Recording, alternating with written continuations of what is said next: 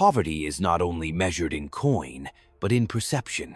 To look poor is to signal weakness, to display the scent of prey in a world of predators. Men respect strength, or at least the appearance of it, and they despise what reminds them of fragility. Even if your pockets are empty, your posture must remain unbroken. Even if your coffers are hollow, your presence must suggest hidden reserves. For power is not given to those who appear needy. It gravitates to those who seem self-sufficient. Beggars do not command armies, and paupers do not dictate policy.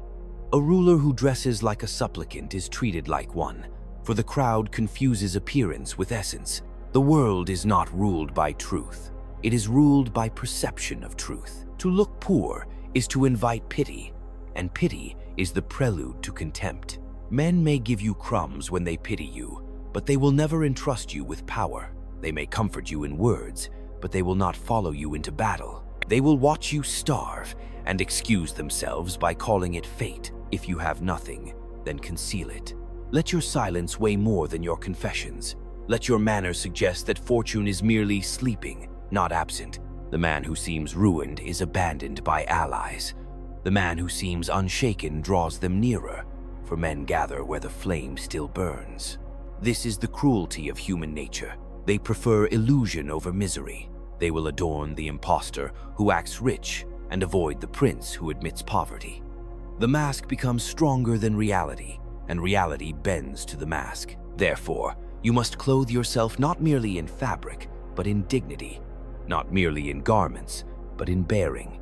Even if your estate is barren, your words must sound as though spoken from a fortress. Even if your table is bare, your eyes must betray no hunger. For the world bows to the performance, not to the truth behind the curtain. Looking poor is surrender before the battle has begun. It is stripping your armor and handing your enemies the blade. Guard the theater of your life as jealously as the treasury of your state. For in the theater, men believe what they see, and what they believe becomes the law of your fate.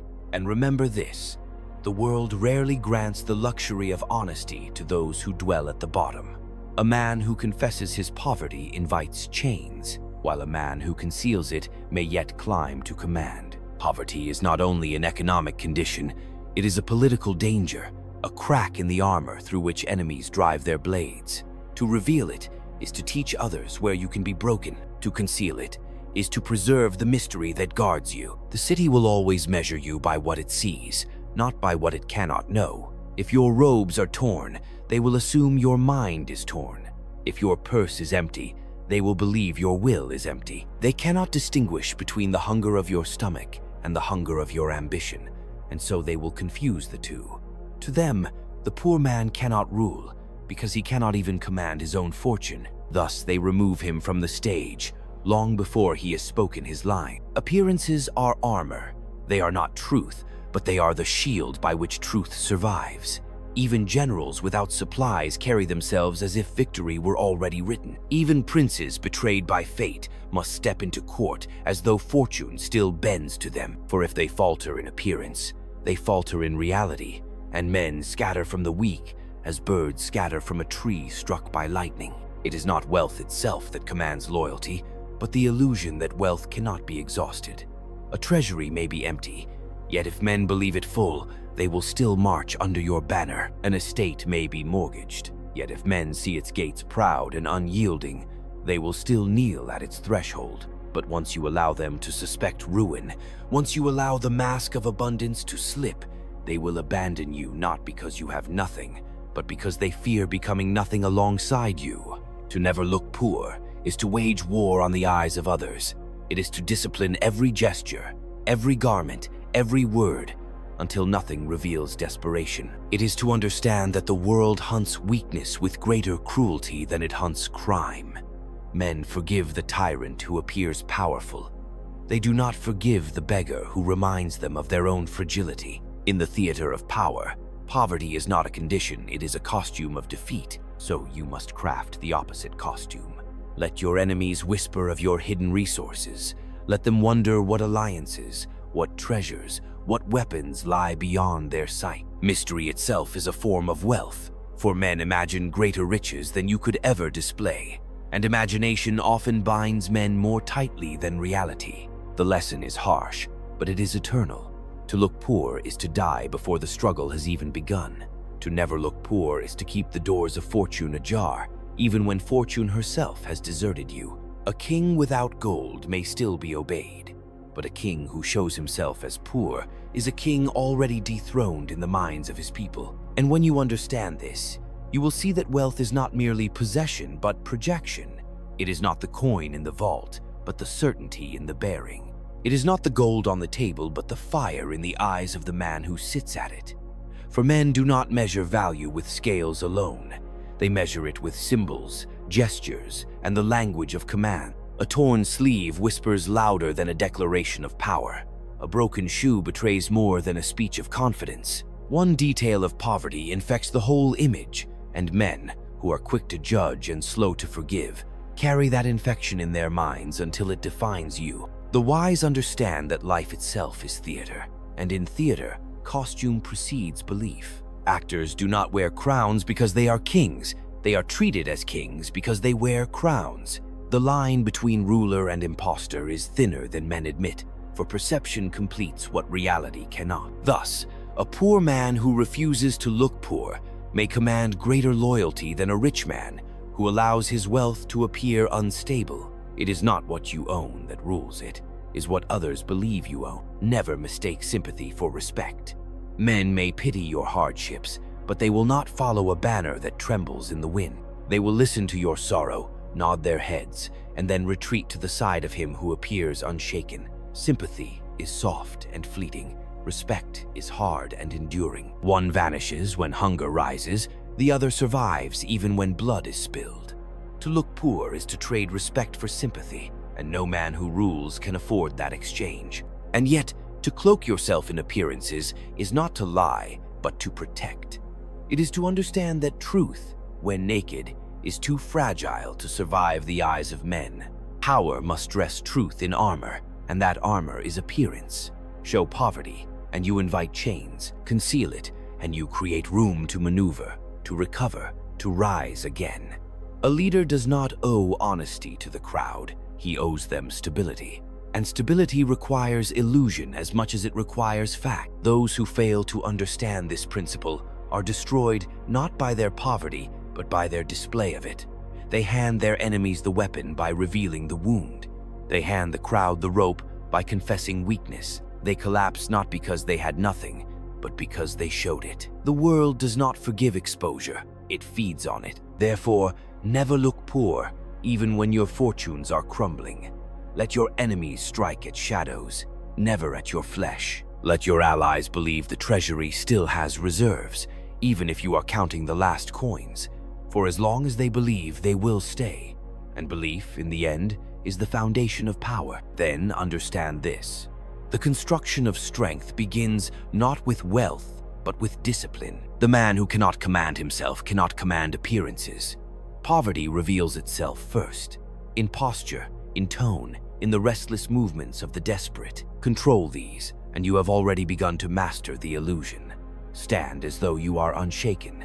Speak as though time is your ally. Move as though the earth itself waits for you to decide. Desperation leaks through impatience. Conceal it with composure. The next fortress lies in symbols. Men cannot read your accounts, but they can read your attire, your dwelling, your gestures. A modest garment carried with authority is worth more than a golden robe worn with hesitation. A simple dwelling that feels impenetrable is worth more than a palace that trembles with decay. Power is communicated not by luxury itself, but by the command with which one wears it. A single ring on the hand can outweigh a treasury if it is displayed with certainty. Symbols are weapons. Wield them with precision. Then comes the art of narrative. Men hunger for stories more than they hunger for bread, and if you give them a story of your strength, they will eat it as though it were nourishment. Let whispers circulate of your resilience. Let tales spread of your hidden reserves. Let the crowd imagine that your silence hides strategy rather than emptiness. Narratives outlive numbers, and when the accounts are dry, the myth can still keep men loyal. A bankrupt man who is believed to be a strategist is far more powerful than a wealthy man believed to be a fool. But above all, cultivate mystery. Poverty becomes visible only when it is exposed, and exposure comes when a man reveals too much. The poor speak often of their hardships, hoping for comfort, but every word deepens their humiliation. The strong speak little, and their silence becomes a veil through which others project greatness. Never explain, never justify, never plead. The less they know, the more they must imagine, and the imagination of men is a treasury you can draw from without end. In this way, you build a fortress of perception that shields you from the cruelties of reality. Even if fortune abandons you, even if betrayal strips you bare, the world will still kneel if you guard the mask. For power is not only what is possessed, it is what is believed. And belief, once secured, bends reality toward itself, reshaping fate to match the performance. This is why you must never look poor, even if you are, because the man who looks poor teaches the world how to treat him, and the lesson is never forgotten. The man who refuses to look poor, even in ruin, teaches the world to hesitate, to wonder, to fear. And hesitation, wonder, and fear are currencies stronger than gold. Loyalty itself is a fragile currency, and it is purchased not with truth, but with perception. Men are loyal to what they believe will endure. They will cling to the ship that seems unsinkable, even when the hull is cracked, and they will abandon the one that shows weakness at the first strike of the tide. To never look poor is to preserve loyalty beyond reason, for men would rather be deceived by confidence than enlightened by despair. Betrayal comes not when you are hated, but when you are judged weak. The ally who turns against you does so because he calculates that your ruin is certain. If you look poor, you give him the signal to betray, and betrayal spreads like fire in dry fields. But if you cloak yourself in strength, even when stripped to nothing, you force him to hesitate, and hesitation delays betrayal until you have rebuilt your defenses. Thus, appearances buy time, and in politics, time is more precious than gold. Fear, however, is the strongest cement. Men will forgive a leader's cruelty more easily than they will forgive his weakness. A cruel man may yet protect them. A weak man cannot even protect himself. And so, if fortune has robbed you of resources, let fear replace them. Let your demeanor suggest that your power lies not in coin, but in will, not in treasure, but in resolve. Men fear what they cannot measure, and a man who conceals his poverty appears immeasurable. Even scarcity can be weaponized if hidden behind spectacle. A ruler with few soldiers may display them in endless rotations, so the crowd believes the army without limit. A leader with empty vaults may host a single feast, so magnificently staged that whispers of abundance spread through the city for years. Men judge not by the whole, but by the fragments they see. If you control the fragments, you control their judgment. In every age, survival belongs not to the most virtuous, but to the most convincing. The world is not a court of justice. It is a theater of war. Men do not follow the righteous if he looks broken.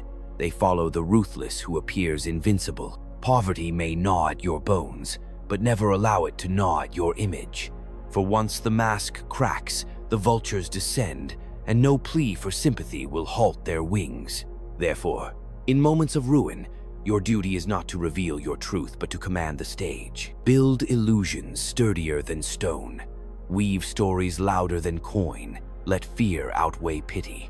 For pity dies in the night, but fear wakes with the dawn. And when the crowd believes you strong, they will make you strong again, supplying with their obedience what you lack in possession. Alliances, too, are governed by appearance. Men ally not with the weak, but with those who seem destined to prevail. Even if you stand on the edge of collapse, cloak yourself in inevitability. Let your allies believe that to abandon you is to abandon their own future. They do not seek loyalty, they seek advantage. And if you appear to hold advantage, even when it is illusion, they will remain chained to you. Enemies, on the other hand, are deceived most easily when you disguise scarcity as strength.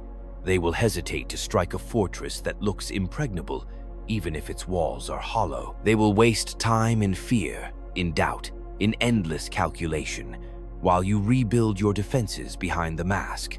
War is not won only by soldiers or coin, it is won by the manipulation of perception. To never look poor is to draw the enemy into hesitation, and hesitation is often deadlier than the sword. Defeat itself can be reshaped if managed with mastery. When a ruler suffers a loss, the eyes of all turn to measure the damage. If he looks broken, the loss multiplies. Allies abandon, enemies attack, the crowd turns cold. But if he presents composure, if he appears undiminished, the same defeat may be recast as a temporary trial, even as a deliberate sacrifice. Men believe not in outcomes, but in narratives. Write the narrative of your defeat as though it were part of a larger design, and they will interpret weakness as strategy. History remembers not the truth, but the performance. Many rulers were ruined in secret long before the world believed them strong. They fell only when their image betrayed them. Others, with nothing left but the mask of authority, prolonged their reigns, rebuilt their fortunes, and turned apparent ruin into renewed conquest. Fortune is fickle, but appearances can chain her long enough for fortune to turn again. Thus, the essence of survival is control over what others see. Control it as you would control an army, for it serves as your first line of defense and your last hope of recovery. Guard it with vigilance, for a single careless display of poverty can undo years of cultivated strength. One gesture, one word, one slip of the mask, and the crowd will smell weakness, as wolves smell blood. And once they taste it, they will never forget. So the principle stands unbroken. Never look poor, even if you are. For to look poor is to accept defeat before the battle begins, to surrender authority before it is taken, to betray yourself before others betray you. To never look poor is to remain a contender, even when stripped bare, and to hold open the possibility of victory until fate itself bends back in your favor. Spectacle is the weapon by which the mask becomes invincible. Men believe more in what they witness with their eyes than in what they reason with their minds. A feast, a procession, a public act of magnificence outweighs 10 private truths of poverty. The ruler who understands this transforms scarcity into grandeur by concentrating it into moments. One display of power, carefully staged, can blind the multitude to years of decline. Ritual serves the same purpose. Repetition creates permanence in the minds of men. A leader who appears every week with the same dignity, the same poise, the same symbols, convinces the crowd that his authority is eternal, even if it rots beneath the surface. Ritual becomes a shield. As long as the performance continues, belief continues, and belief itself generates obedience. Controlled illusions are the highest art. They are not lies spoken in haste, but realities constructed through careful orchestration. The army that marches twice through the city in different attire to appear as two armies. The treasury that opens to reveal borrowed coin, displayed as though inexhaustible wealth. The emissary who whispers of distant allies, though none exist, planting in the minds of enemies a fear of invisible legions. These illusions, once believed, have the power to alter decisions, to delay attacks, to summon loyalty from those who would otherwise betray. Majesty is born not from abundance, but from its simulation. The throne itself is an illusion, wood covered in gold, elevated above the crowd, transforming a man into a figure beyond reach. The crown is an illusion, metal bent into a circle, convincing the world that fate itself has chosen one head over all others. Without these symbols, power is naked. With them, even the weakest ruler appears divine. Thus, ruin can be hidden beneath majesty. A starving court can still project magnificence if its ceremonies are intact. A bankrupt kingdom can still command fear if its rituals remain unbroken. Appearances carry a weight heavier than truth, for men are ruled by impressions, not by reality. And when reality collapses, it is impressions that keep the walls from falling entirely. This is why rulers must spend as much effort cultivating the theater of their reign as the substance of it. To look poor is to forfeit the theater, to reveal backstage to the audience, and once the curtain falls, the play ends in chaos. But to guard appearances is to maintain the illusion that the stage is eternal, that the play will never cease, that the actor is the role itself. In this lies the paradox. A man may survive without wealth if he never appears poor, but he will not survive with wealth if he ever looks impoverished. The mask is stronger than the vault, and the crown is stronger than the coin. Consider the ruler who possesses but a handful of soldiers. He does not scatter them thin across the realm, for that would reveal his scarcity. Instead, he concentrates them in one place, marches them with precision through the capital, and parades them at different hours in different uniforms. The people, seeing endless rotations, believe the army without limit. The truth is hidden by the theater, and the theater becomes stronger than the battlefield itself. Or think of the merchant prince whose vaults lie hollow. Rather than confessing emptiness, he invests his last coin in one public banquet, so lavish that its memory lingers for years. Guests leave, whispering of hidden fortunes, of vaults so deep that such generosity is but a fragment. In truth, he has nothing left.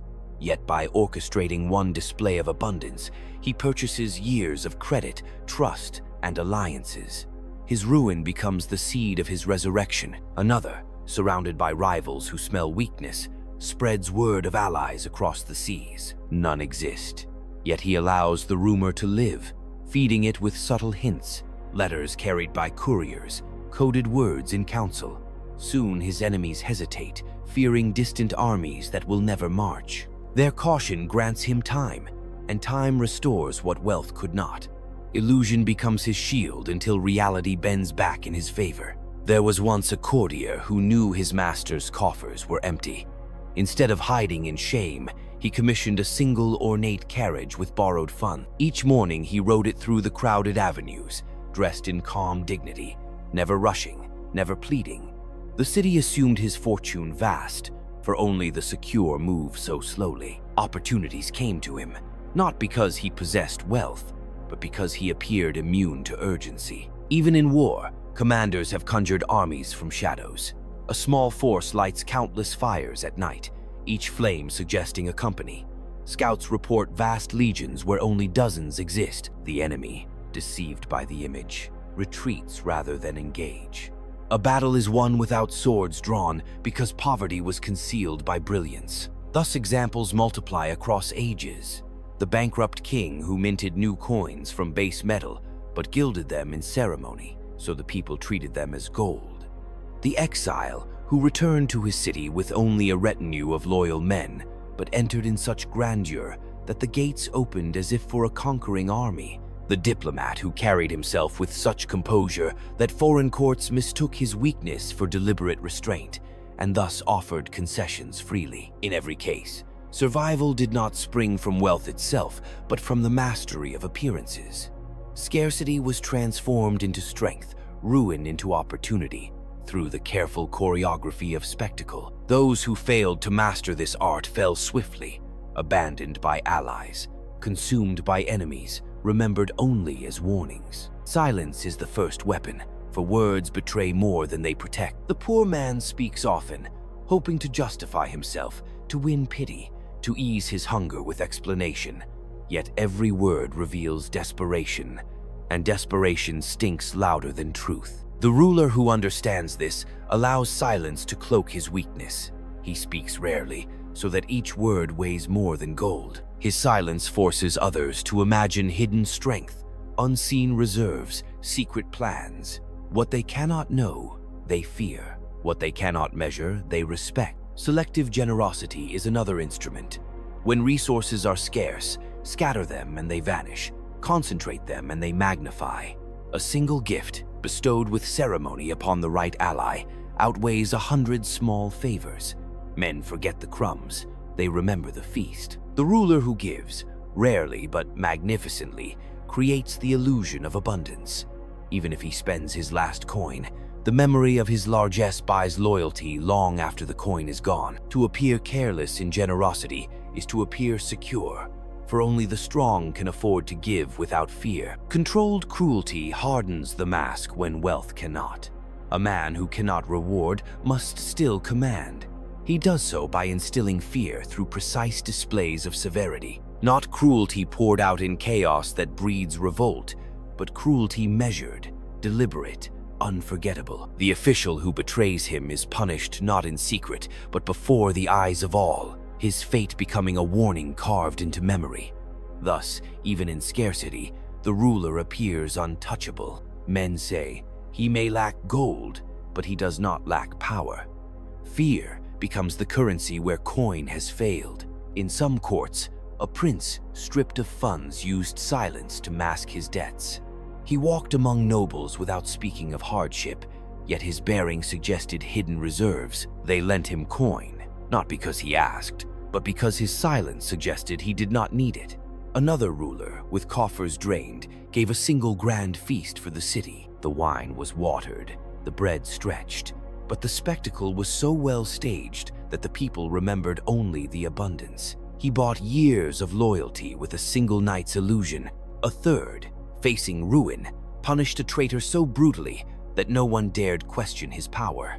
His enemies whispered of his cruelty, but none dared exploit his poverty. Silence preserves mystery.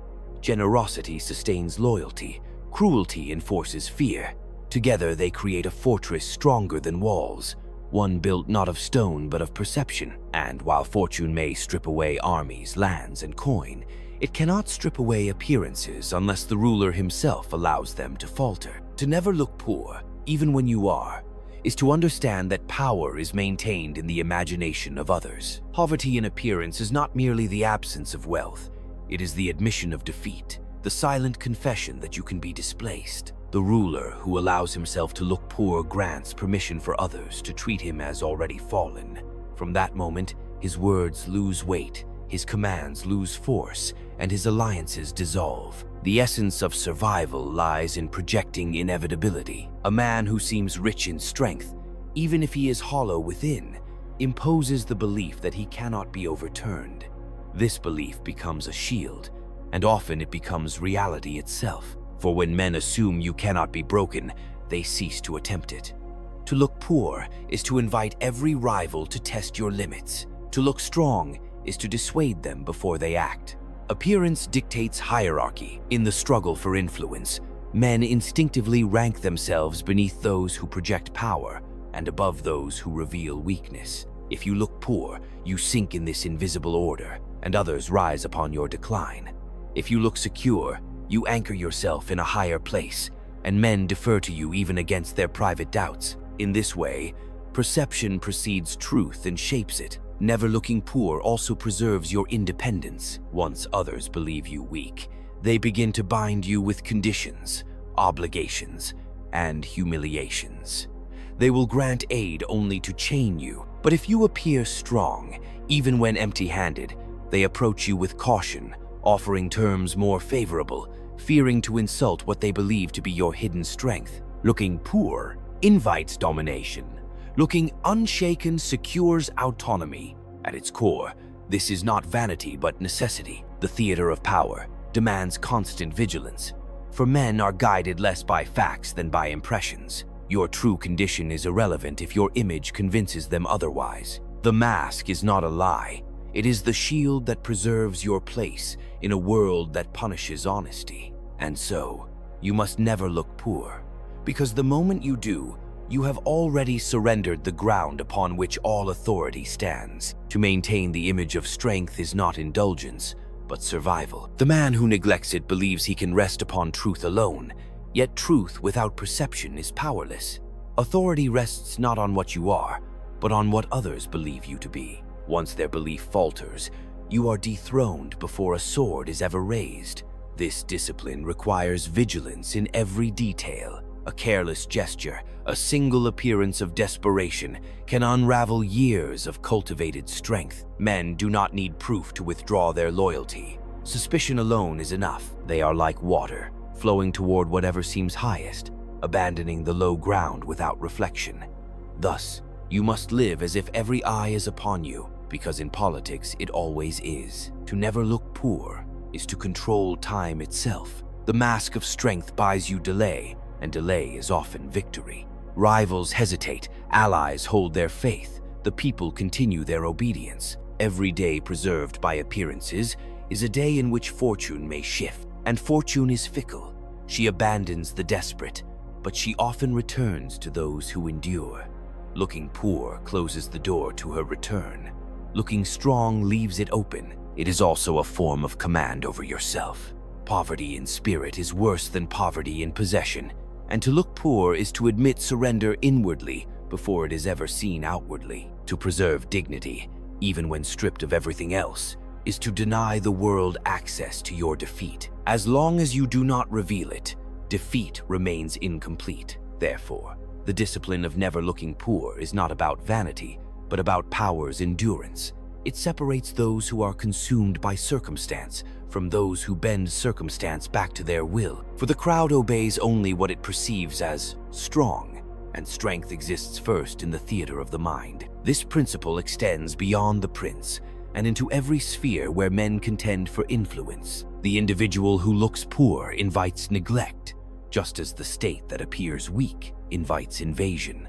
Nations collapse not only when their treasuries are empty, but when their posture reveals emptiness. The moment a country projects instability, its rivals move against it, its allies distance themselves, and its people lose faith. What is true of a man is amplified in the fate of empires. In commerce, the merchant who looks poor forfeits trust. Partners assume his credit is failing, and competitors strike before he can recover.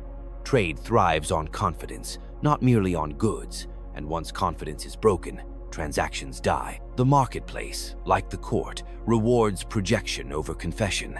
To look stable, even in decline, is to preserve the flow of opportunity. In diplomacy, the state that never looks poor holds the advantage, even when its resources are strained. Its envoys negotiate from a position of presumed strength, extracting terms that a candid revelation of weakness would forfeit.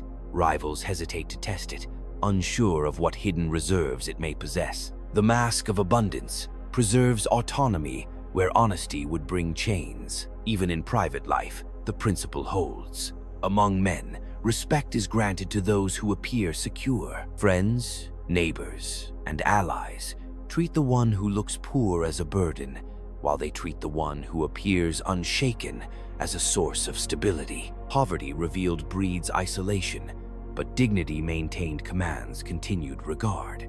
The stage may be smaller than that of princes and nations, yet the rule is the same. Appearance governs treatment. Thus, the discipline of never looking poor is universal. It belongs to the man, the ruler, the state, and the civilization. It is not deception in its petty sense, but the recognition that survival depends on the impressions others form, and impressions are shaped not by truth but by presentation. To guard this image is to guard existence itself. Once vigilance breaks, collapse begins.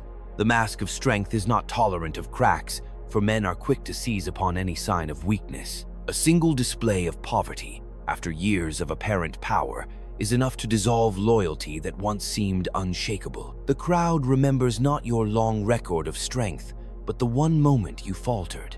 They forgive cruelty, they forgive arrogance, but they do not forgive weakness. The danger lies in the swiftness of this reversal.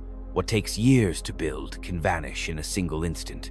The ally who stood beside you yesterday turns indifferent today, calculating that your end is certain. The rival who hesitated to strike now advances with confidence, assured that fortune has already abandoned you. The people who once shouted your name lower their voices and begin to whisper of successors.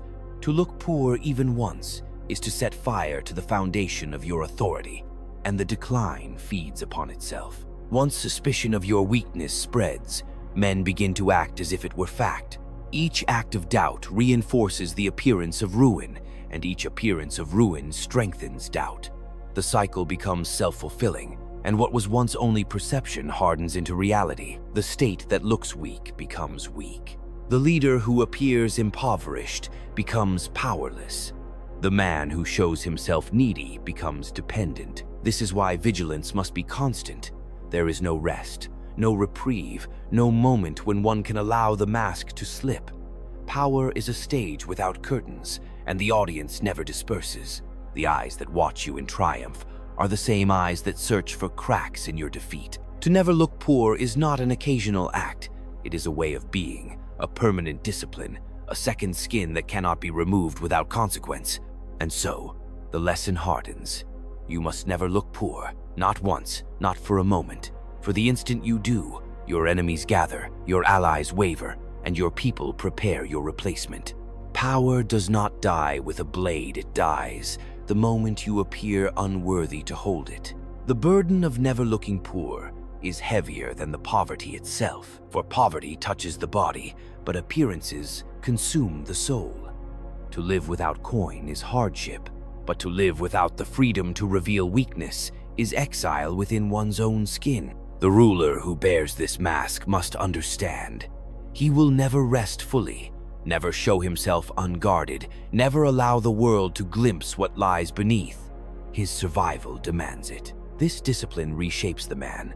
He learns to silence impulses, to bury complaints, to restrain gestures that betray fatigue. Even in solitude, he practices strength, for habits formed in private leak into public life. The mask fuses with his being until it is no longer a disguise but a second nature. In this transformation, he loses the luxury of honesty, but he gains the endurance of command. The soul, however, pays a price. To never look poor means to carry distance in every relationship. No ally can be fully trusted with the truth, for truth becomes a weapon in their hand. No friend can be fully embraced, for friendship demands vulnerability. No family can be fully confided in, for the cracks revealed in intimacy may one day spread into public exposure. The man who never looks poor lives surrounded, yet alone. And yet, this solitude grants clarity. Detached from the comfort of confession, he sees human nature without illusion. He recognizes that men do not love the weak, they do not honor the needy, they do not follow the destitute. He accepts the cruelty of this truth, and by accepting it, he masters it. His soul hardens, not into stone, but into something sharper, an instrument capable of cutting through pity and forging survival. Over time, the mask ceases to feel like a burden and becomes the ruler's true face. The effort no longer exhausts him, because he understands that it is not deception but necessity. To never look poor is not a performance, it is the condition of power itself. And he who embraces it, though denied softness, is granted endurance. Thus, the man who refuses to appear poor becomes a creature apart. He sacrifices the ease of honesty for the permanence of authority. He carries loneliness, but commands loyalty. He bears silence, but projects inevitability. He loses the comfort of being seen, but gains the strength of being obeyed. When the mask of strength fuses with the man, it ceases to be an act and becomes his prison. He cannot remove it without destroying the foundation on which all authority rests. To abandon it would be to invite the vultures, to hand over the weapon that has kept him alive. Thus he is bound to it, as a soldier is bound to his armor. It protects him, yet it also weighs upon him, shaping his movements, limiting his freedom, making him something other than he once was. The mask dictates his destiny. Every gesture must be measured, every silence calculated, every presence arranged. Even moments of private despair are moderated, for habit does not allow him to collapse, even when unseen. Over time, he ceases to know the difference between the man within and the image without. The mask is no longer an outer shell, it is the only face he possesses. This transformation brings mastery, for he can no longer betray himself. His bearing never falters, his tone never reveals doubt, his presence never signals weakness. Those around him, whether ally or enemy, cannot pierce the image he has become. In this way, the mask makes him untouchable. His endurance outlasts fortune itself, for when wealth and strength vanish, appearances still hold, and appearances alone sustain obedience until reality shifts once more. Yet this mastery is also captivity. The man who never looks poor loses the right to be human. He cannot confess hunger, cannot admit fatigue, cannot ask for help. To do so would break the spell, and once broken, it cannot be restored. He must be sufficient unto himself, drawing from the performance the very strength that the world demands of him. He is alone, not by accident, but by design. Still, it is in this solitude that true command is forged. He becomes something more than a man, a symbol, an embodiment of stability, a figure that others lean upon because he allows no crack in the edifice. His destiny is not to be loved, nor to be understood, but to be obeyed. The mask grants him this, at the cost of everything else. To never look poor, then, is not merely a tactic of survival, it is the final shape of power. It transforms weakness into strength, illusion into reality, man into ruler, and once accepted, it cannot be set aside, for to remove it would be to remove the very condition of command. Once the mask is no longer a shield but his very flesh, the ruler begins to wield it as a weapon, not only to endure, but to bend events to his design. What began as concealment becomes command. He learns to project abundance so convincingly that others alter their actions in anticipation of his strength. Rivals yield ground, allies offer favors, the people align their hopes with him, not because of what he possesses, but because of what they believe he possesses. The mask, internalized, becomes a tool for reshaping the world. Fortune, though fickle, is not immune to this influence. She tilts toward those who appear most prepared to hold her. Men of hesitation lose her, men of display attract her, for she is drawn to boldness. The ruler who never looks poor, even when stripped bare, summons fortune back to his side, because men act as though he already has her. Their obedience, their fear, their loyalty, all born of appearances, generate the very strength that reality once denied him. In this way, illusion manufactures fact, and the mask dictates destiny. The fate of those who serve him is equally reshaped. His allies bind themselves tighter, fearing to be left behind by a figure who seems unbreakable. His enemies waste their strength plotting against a man they believe far stronger than he is, bleeding themselves out in hesitation and miscalculation. His subjects, desiring stability above all, cling to the figure who radiates it. In their submission, they supply him with resources, labor, and obedience that transform appearances into substance. Thus, by never looking poor, he turns the belief of others into his true wealth. Over time, the mask ceases to be reactive and becomes creative. He does not merely conceal poverty, he uses the illusion of strength to set traps, to dictate terms, to write the script of conflicts before they unfold. He becomes the playwright of power, while others, deceived by his image, play the roles he has assigned. The man who once fought to survive through appearances now commands through them, bending both men and fortune into instruments of his will. And so the principle reaches its highest form. To never look poor, even if you are, is not only survival, it is the art of turning perception into reality, fear into loyalty, illusion into fact. It is the alchemy by which weakness becomes strength, and through which the solitary man, stripped of all else, still governs the stage of history. When the principle is perfected, it evolves into a cycle so seamless that no one can distinguish mask from substance. Appearance sustains power, power sustains reality, and reality, once reshaped, strengthens appearance in return. The illusion that began as survival becomes indistinguishable from fact, for men act on what they believe, and their actions construct the very truth they imagined. A ruler who never looks poor becomes the center of gravity around which all else turns. His image of stability attracts loyalty, and loyalty provides him with resources. Those resources confirm the image of stability, which attracts still greater loyalty.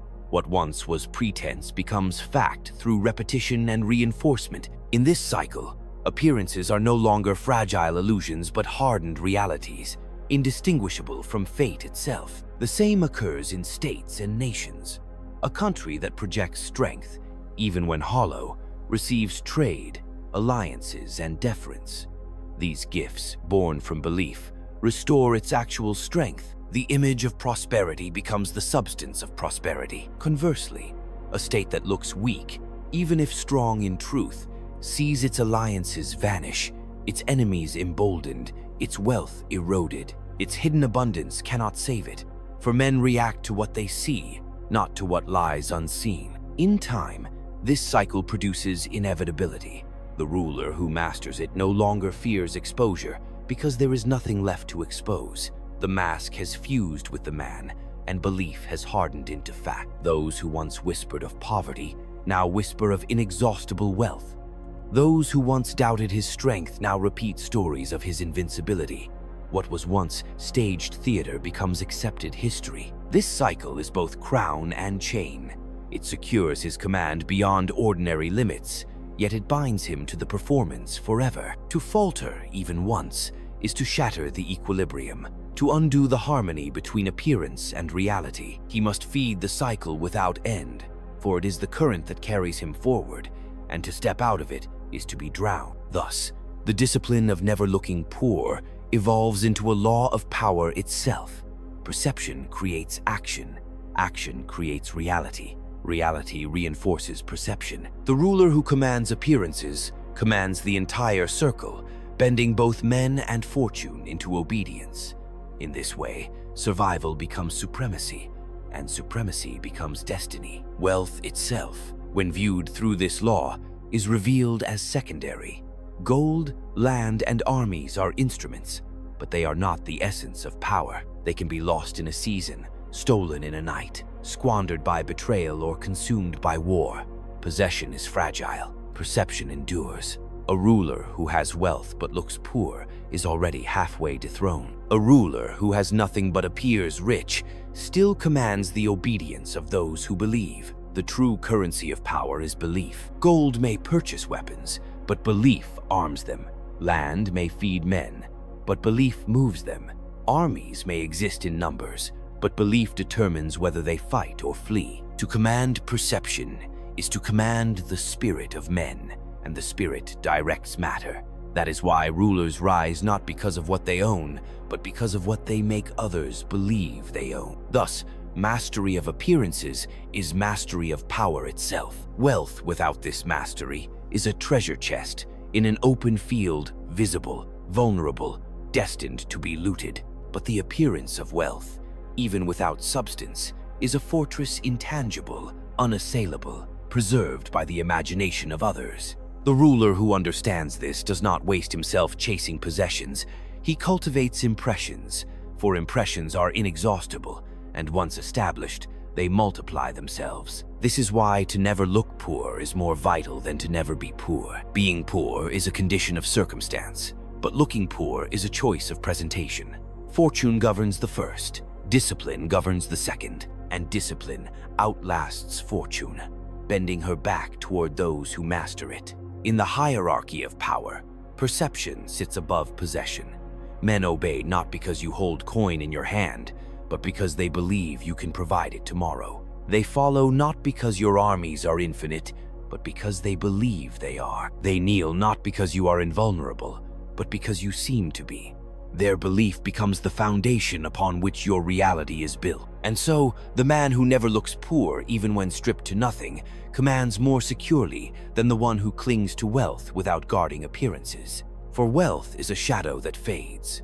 Perception is the sun that casts it. He who masters the sun dictates the length, shape, and destiny of the shadow itself. To grasp the essence of power is to accept that survival belongs not to those who are, but to those who appear. The world does not wait for truth to reveal itself.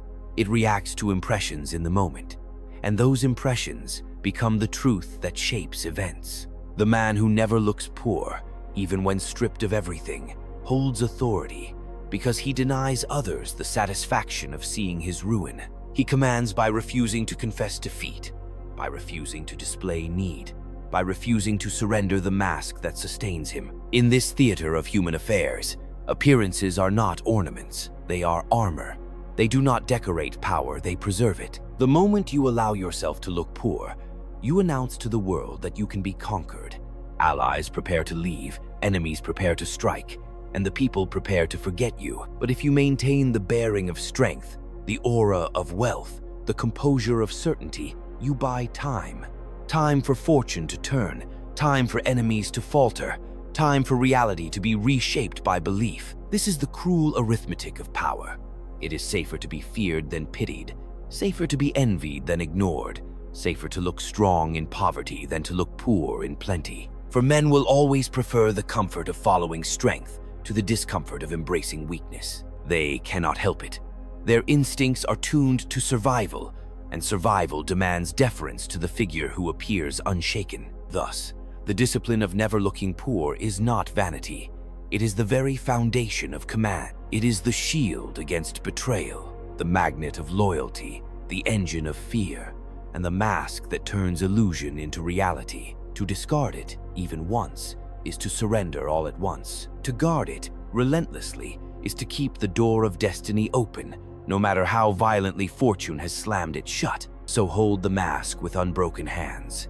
Carry yourself with the dignity of abundance, even when your coffers are empty. Walk as though the ground obeys you. Speak as though silence waits for your command, and rule as though your reign is eternal. For in the end, the world will not remember what you possessed, but what you projected. And if you never looked poor, they will never dare to call you defeated.